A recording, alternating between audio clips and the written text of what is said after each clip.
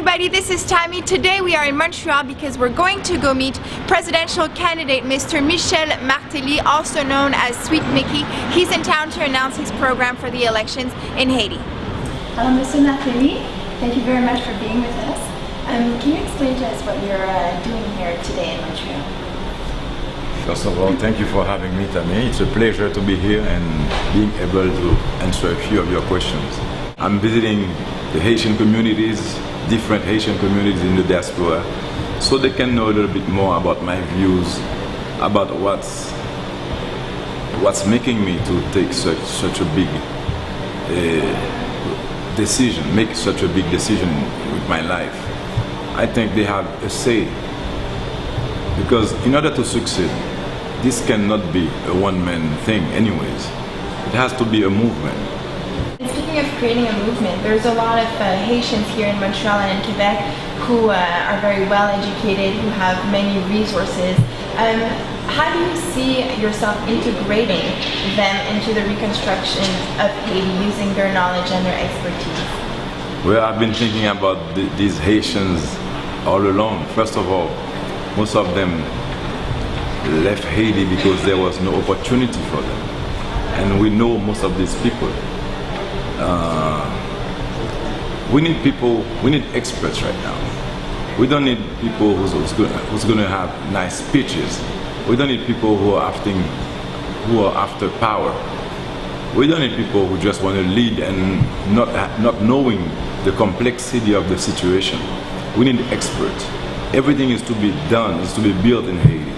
So we definitely need these Haitians here who are well educated and ready to serve their country. What is your expertise for this position? I guess my best expertise, just to make a joke, is knowing that I need people around me. You need a team of experts to support you. No one man can do this job. But on a more serious note, I will say that I need to be that inspirator that the people of Haiti need. Because right now we are lost as a people. We have lost our dignity, our pride. We have lost basic concepts like sharing, compassion, loving, community, living like a community.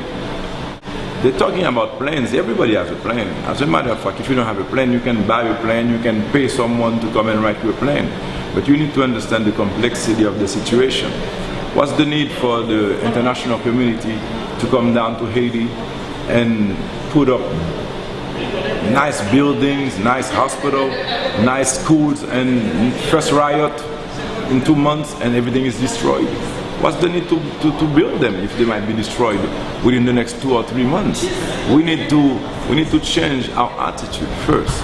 As a matter of fact, we need to be trained. We need to be guided. And that's what I intend to do, because in order for you to be a great leader, the people must trust you, they must like you, and you must have the moral authority to take them where they ought to go, although that might not be where they wanted to go, but because they trust and believe in you, they will follow you, they will suffer with you. But I understand the importance of changing the attitude, but before asking people to change their attitude, I think what they want to know is if they're going to have a roof on their head. There's still 1.5 million people who are homeless in Haiti. And for that, you do need a plan. So concretely, what is the plan that you're offering to rebuild Haiti, and how is it different from your competitors? I will tell you that since the earthquake, things have not changed much. And we have gotten some money from the international community. Nothing has been done. It's not because we don't have money. It's because there's lack of good faith. It's a political situation. These people are being used right now. They're not protesting. But not only good faith, good administration. Good administration. So what is your plan for this, to administrate this country and rebuild it? Let me tell you, you're talking about people under the tents. We have NGOs who have, for instance, Habitat for Humanity. They have a plan to build like 1,000 homes. They have the money, they have the homes. All they need is the land. They can get the land. And I think it's a bad gérance des affaires from the Haitian government, because there's an emergency here and we need to build homes. So what is your solution to this? First of all, get into it, sign the papers, identify the land, make sure that these lands are not agricultural land. They're not in a position where they can be where there's floodings and stuff. And then you identify the proper land, and you make a deal with these NGOs, and you let them build the land. It's much easier than you think. So I quickly want to talk to you about international aid. Some people argue that we should stop fostering the culture of dependence that is paralyzing Haiti, citing examples such as China. That's a country that has not received much aid, and yet they have seen some good improvements. But on the other hand, without international help, Haiti seems to be spiraling down and collapsing.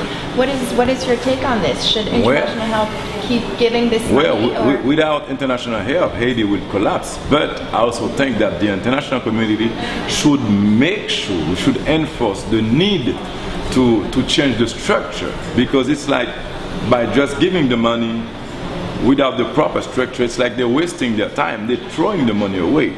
They must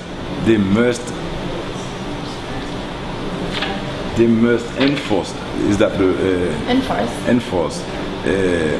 They must change the way things are being done in Haiti. They must ask for a new structure. We must implement a new structure in Haiti before they even give the money.